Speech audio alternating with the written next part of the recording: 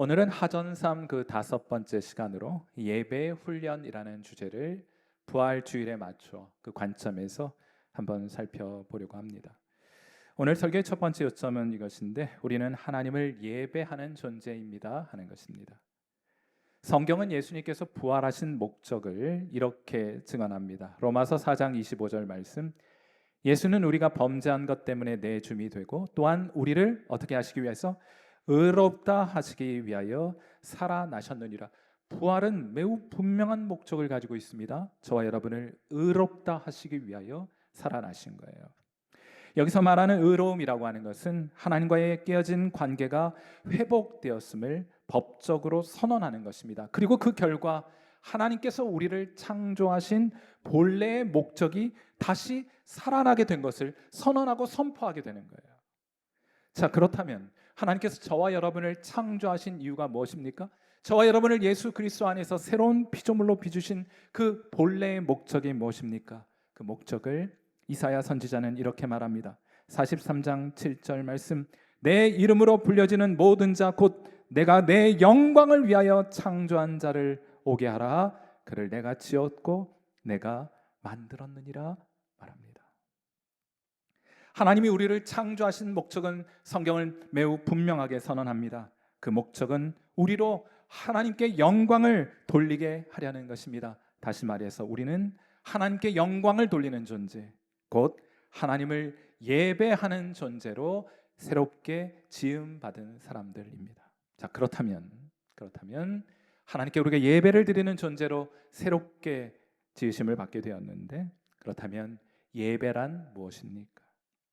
사도 요한은 반모섬에서 예배 중에 천상에 계신 하나님을 보게 됩니다. 그리고 이렇게 고백해요. 요한계시록 4장 3절, 앉으신 이의 모양이 벽옥과 홍보석 같고 또 무지개가 있어 보좌에 둘렸는데 그 모양이 녹보석 같더라. 하나님을 온통 보석을 가지고, 자신이 알고 있는 가장 값진 보석을 가지고 하나님을 묘사합니다. 그가 만난 하나님을 그 외에 다른 방법으로 묘사할 길이 없으므로 그가 알고 있는 가장 값진 보석으로 하나님을 묘사하고 있는 것이에요. 그리고 주위를 둘러보니 그와 같이 하나님의 탁월하심과 아름다우심과 보배로우심을 발견한 또 다른 사람들, 또 다른 존재들이 있다는 것을 알게 됩니다. 그리고 그들을 자세히 관찰을 해보니 그들은 이렇게 반응하고 있습니다. 요한계시록 4장 10절 말씀, 24 장로들이 보좌에 앉으신 이에게 엎드려 세세토록 살아 계시는 이에게 경배하고 예배하고 하는 장면을 사도 요한이 보게 되었어요. 사랑하는 성도 여러분, 이제 요한계시록의 4장의 관점에서 예배를 성경적으로 한번 정의해 보겠습니다. 예배란 무엇입니까? 예배란 하나님이 계시를 통해 하나님 당신을 우리에게 드러내 보여주시게 될 때 그분이 얼마나 탁월하고 그분이 얼마나 아름답고 보배로우신지 깨닫게 되고 발견하게 되고 알게 되고 이에 압도되는 것입니다. 이에 감동하는 것입니다. 이에 감격하여 나타나는 사람의 자연스러운 반응, 전인격적인 반응을 우리가 예배라고 불러요. 그것은 무릎을 꿇는 경배의 모습으로 드러나게 되기도 하고, 감격의 눈물로 표현되기도 하고, 두 손을 높이 들어 올리는 찬양으로 표현되기도 하며, 가슴 벅찬 감동으로 그분을 위해서라면 가장 값진 것까지라도 기꺼이 드리고자 하는 헌신의 모습으로 나타나게 되는 것입니다. 여러분, 하나님을 발견하는 것이 먼저입니다. 그에 대한 반응이 예배입니다. 이것 없는 예배는 죽은 예배입니다. 형식적인 예배입니다. 하나님이 기뻐 받으시지 않는 그런 종류의 예배인 것이에요. 미국의 역사상 가장 위대한 전도자 찰스 피니라는 분은 하나님과의 인격적인 만남을 가진 이후에 이렇게 일기장에, 그의 자서전에 이렇게 기록해 놓았습니다. 내 모든 감정이 끌어올라 분출되는 것 같았다. 내 영혼을 전부 하나님께 쏟아놓고 싶다는 생각이 들었다. 걷잡을 수 없이 격앙되어 나는 사무실 뒷방으로 들어갔다. 들어가 문을 닫는 순간 주 예수 그리스도를 대면하여 뵙는 것 같았다. 나는 그분 발치에 엎드려 내 영혼을 쏟아 놓았다. 어린아이처럼 엉엉 울면서 고백했다. 전혀 예상치 못한 일이었다. 그런 것이 있는 줄 생각도 못 해보았다. 세상 누구로부터 그런 얘기를 들어본 기억도 없었다. 그렇게 성령님은 내 몸과 영혼을 관통하는 것처럼 내게 임하셨다. 그 감화는 나를 훑고 지나가는 전기 파도처럼 느껴졌다. 사랑의 물결이 밀려드는 것도 같았다. 그 밖에 달리 표현할 길이 없다. 하나님의 호흡 자체 같았다. 결국 이렇게 부르짖던 것이 기억난다. 주님, 이 물결이 계속 저를 덮치면 죽을 것 같습니다. 주님, 더는 견디지 못하겠습니다. 그래도 나는 전혀 죽음이 두렵지 않았다. 사랑하는 성도 여러분, 이것이 예배입니다. 하나님이 자신을 드러내 보여주시게 될 때 인간은 그 앞에서 무력해집니다. 그리고 그 탁월하신 하나님 앞에 전적으로, 전인격적으로 반응하게 되는 것입니다. 이것이 예배입니다. 예배는 어떤 잘 짜여진 형식이 아닙니다. 그걸 했다고 하나님은 예배를 받으셨다 말하지 않습니다. 예배는 하나님께 초점을 맞추는 것입니다. 하나님께 반응하는 것입니다. 그러므로 예배 시간에 여러분이 무엇을 하든 어떤 식으로 참여하고 계시든 여러분이 하나님에 대해 생각하고 있지 않다면 여러분은 결코 하나님을 예배하고 있는 것이 아닙니다. 사랑하는 성도 여러분, 하나님은 우리를 하나님을 예배하는 존재로 지으셨습니다. 이 영광스러운 예배를 누리게 하시기 위함이에요. 이것이 우리가 반드시 경험해야 할 예배이며 반드시 회복해야 할 예배가 되는 줄 믿습니다. 하나님께서 우리에게 이 특별한 은혜를 허락해 주셔서 우리 성일교회 안에 이 거룩한 예배가 회복될 수 있게 되기를, 이 영광스러운 예배가 회복될 수 있게 되기를 주님의 이름으로 축원해 드립니다. 오늘 설교의 두 번째 요점은 우리는 말씀을 통해 하나님을 예배합니다. 말씀드렸던 것처럼 예배란 것은 어느 자리에 앉아 있는 것이 아니고 하나님의 탁월하심에 대한 우리 인간의 전인격적인 반응이라고 말씀을 드렸어요. 물리학의 용어로 말하자면 하나님이 작용하시는 것이고 예배는 그에 대한 반작용입니다. 하나님의 작용이 없으면 예배의 반작용도 없는 거예요. 그건 모세의 경우에도 마찬가지였습니다. 하나님이 먼저 모세를 찾아오셨습니다. 출애굽기 3장 2절 말씀, 여호와의 사자가 떨기나무 가운데로부터 나오는 불꽃 안에서 그에게 나타나시니라. 예배는 이제 시작될 것입니다. 그리고 그의 이름을 불러주십니다. 출애굽기 3장 4절, 하나님이 떨기나무 가운데서 그를 불러 이르시되 모세야 모세야 하고 그의 이름을 불러주십니다. 그런데 그 다음 장면이 흥미로워요. 출애굽기 3장 5절, 하나님이 이르시되 이리로 가까이 오지 말라. 네가 선 곳은 거룩한 땅이니 네 발에서 신을 벗으라. 보통 사람이 하나님의 영광 앞에 서게 되면 엎드려 경배하게 됩니다. 그러나 모세는 그렇게 하지 않아요. 그는 신을 벗지도 않습니다. 다만 두려워 얼굴을 가릴 뿐이었더라 하고 성경이 기록해 놓았어요. 여러분, 이것은 하나님을 충분히 알지 못하는 사람들에게 나타나는 매우 전형적인 반응입니다. 무엇을 해야 할지 알지 못하는 거예요. 예배가 없었던 것은 아닙니다. 계시가 깊지 않았던 것이요. 사랑하는 성도 여러분, 계시의 깊이가 예배의 깊이를 결정하는 것입니다. 그러나 시간이 지나 하나님을 더 깊이 알게 되자 이번엔 모세가 하나님께 나아가 담대히 구하게 됩니다. 출애굽기 33장 18절 말씀, 모세가 이르되 원하건대 주의 영광을 내게 보이소서. 이 요청에 하나님이 응답하십니다. 출애굽기 34장 6절의 말씀 선포로 모세에게 하나님의 영광을 드러내 보여주세요. 여호와께서 그 앞으로 지나시며 선포하시되 여호와라 여호와라, 자비롭고 은혜롭고 노하기를 더디하고 인자와 진실이 많은 하나님이라. 하나님이 모세에게 하나님을 드러내 보여주셨을 때 모세는 이렇게 반응합니다. 출애굽기 34장 8절, 모세가 급히 땅에 엎드려 경배하며. 왜입니까? 선포된 말씀을 통하여 하나님이 어떤 분이신지 더 깊이 알게 되었기 때문이에요. 사랑하는 성도 여러분, 그러므로 말씀이 먼저입니다. 계시가 먼저입니다. 예배는 그에 대한 반응이에요. 그래서 언제나 교회 예배의 중심에는 말씀 선포가 자리하게 되는 것입니다. 이 선포를 통하여 하나님을 알지 못하면 참된 예배가 가능하지 않으므로 언제나 예배의 중심에는 말씀 선포가 자리하고 있는 것이에요.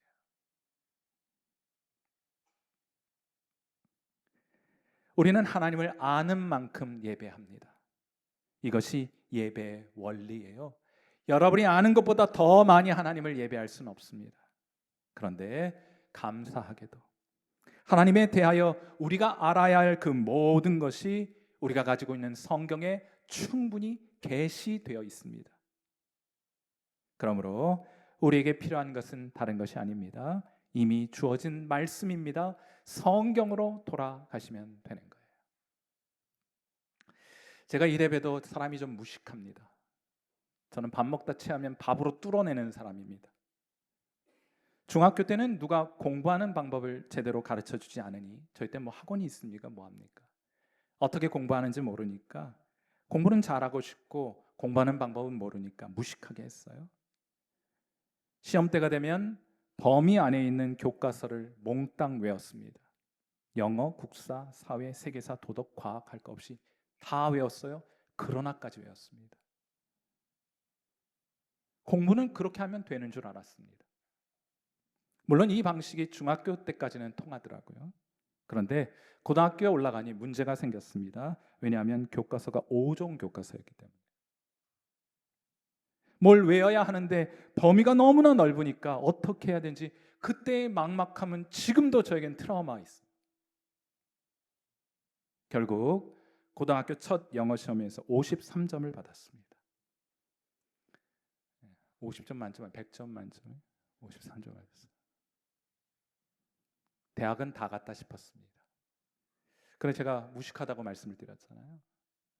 그 이후로도 포기하지 않았습니다. 이것저것 안 해본 것이 없습니다. 거의 그렇게 1년을 헤매었습니다.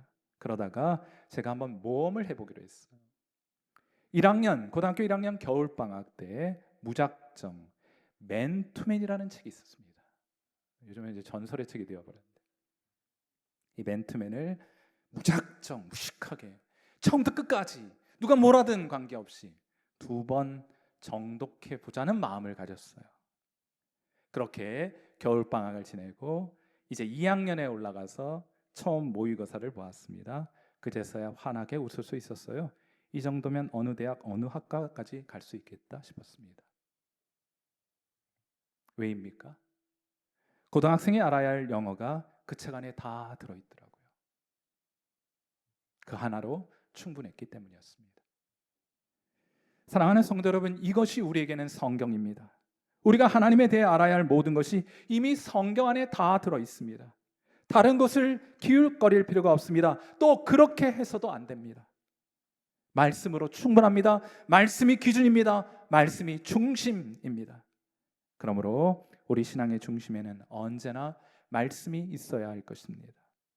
우리의 예배의 중심에는 언제나 하나님의 말씀의 선포가 있어야 할 것입니다. 예배는 말씀을 통해 계시된 하나님에 대한 우리의 반응이기 때문이에요.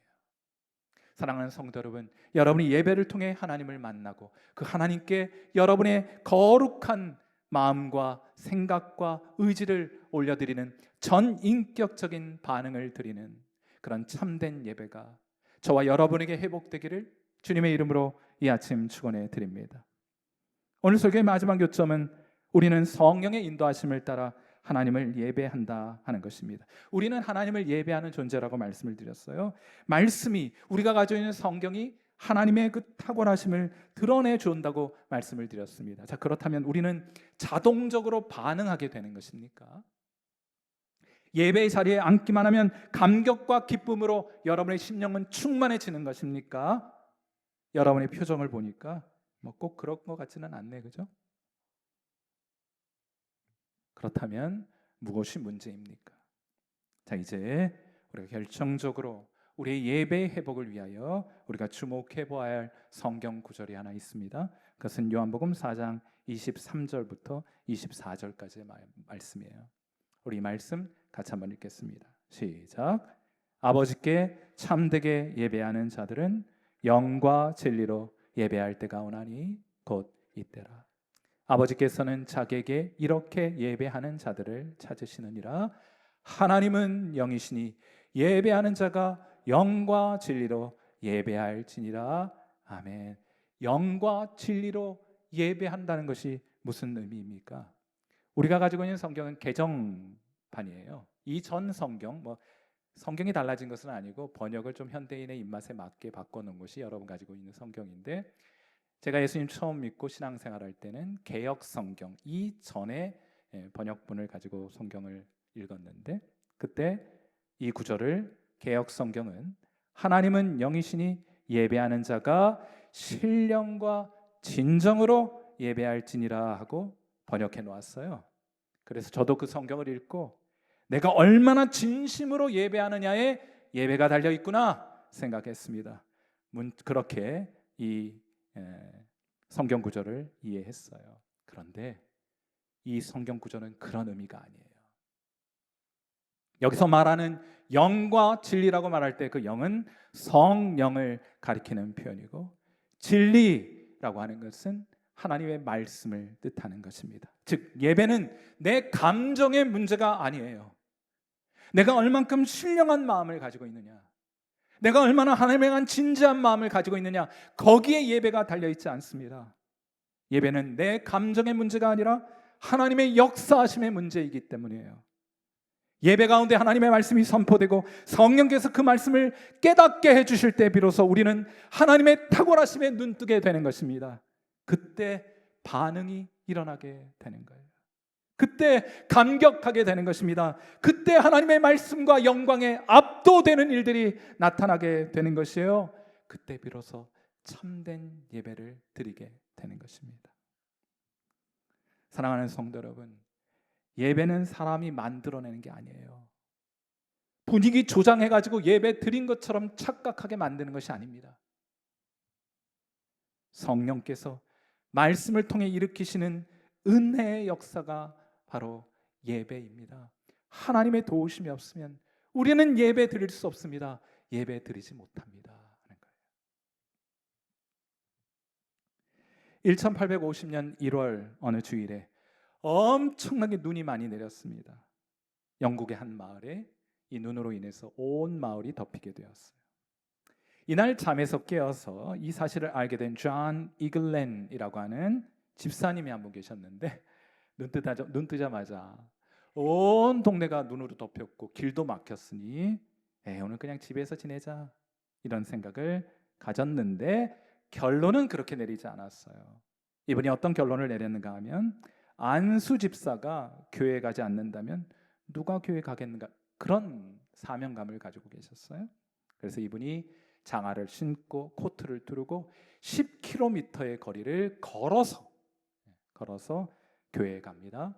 교회에 도착해 보니 12명의 성도와 1명의 새신자가 와 있었어요. 심지어 이날은 길이 막혀서 목사님마저 교회에 오지 못하셨습니다. 이때 누군가가 말합니다. 그냥 집으로 돌아갑시다. 하지만 이글랜 집사는 거절합니다. 심지어 오늘은 새신자까지 오지 않았습니까? 하지만 문제가 있죠. 무엇이 문제입니까? 설교는 누가 할 것입니까? 결국 가지 말자고 했던 이글랜 집사가 강단에 서게 되었어요. 저는 이 교회가 참 마음에 듭니다. 교회는요, 이것저것 하자는 사람은 참 많아요. 그러나 책임을 지려는 사람은 많지 않습니다. 그래서 이 교회법이 있다고 하면 교회법을 하나 만들면 좋겠어요. 제한자 책임법. 말 꺼낸 사람이 그 일에 대한 책임을 지는 법. 어때, 마음에 드십니까? 안 들어요? 아무튼 이날 이글렌 집사가 설교를 합니다. 설교 시간은 단 10분. 설교가 거의 끝날 무렵 성령께서 그의 마음에 감동을 주세요. 설명할 수 없는 용기가 솟구치게 됩니다. 그리고는 그날 처음 교회에 온 그 새신자를 또라져라 바라보면서 외칩니다. 바라보십시오. 바라보십시오. 예수를 바라보십시오. 그리고 구원을 받으십시오. 하고 선포하게 돼요. 그 당시 이 새신자 13살이었어요. 이 새신자는 나중에 어른이 되어 이때를 기억하면서 이렇게 말합니다. 나는 그의 말을 따라 예수님을 바라보았습니다. 그때 내 마음속에서 구름이 걷히고 어둠이 물러났습니다. 그리고 바로 그 다음 순간 나는 태양을 보았습니다. 이렇게 해놨어요. 태양을 보았습니다. 다메섹으로 가던 중에 사도 바울이 보았던 그 영광스러운 하나님의 영광을 목격하게 되었다고 고백합니다. 여러분, 이 소년이 누구인지 아십니까? 훗날 수많은 사람들을 주님께로 인도한 교회 역사상 가장 위대한 설교자라 일컬어지는 찰스 스펄전 목사님 이야기예요. 사랑하는 성도 여러분, 주일 예배라고 하는 것은 우리가 하나님께 응답할 수 있는 기회를 가진다는 점에서 영적인 훈련의 자리입니다. 이 자리에 온다고 해서 다 참된 예배를 하나님께 드리는 것은 아닐 것이에요. 그러나 동시에 예배는 사람이 만들어내는 것이 아니기에 우리는 예배의 자리에 머물 수밖에 없는 거예요. 하나님의 은혜를 구하면서 말입니다. 하나님이 도와주셔야 돼요.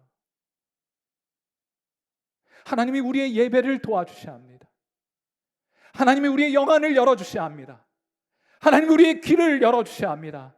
우리의 마음을 열어주셔야 해요.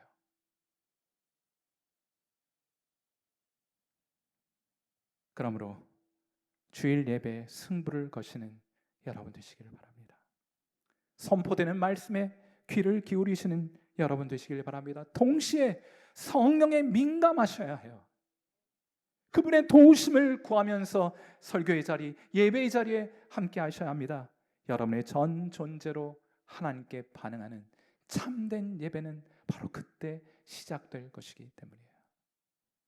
여러분, 이것이 참된 예배일진데 하나님 우리에게 주시는 선물로서의 이 참된 예배가 저와 여러분에게 회복될 뿐만 아니라 우리 교회 주일학교 각 강단마다 회복될 뿐만 아니라 우리 성일교회 모두 위에 이 거룩한 예배가 회복될 수 있게 되기를 이 아침 주님의 이름으로 축원해 드립니다. 우리 함께 기도하도록 하겠습니다.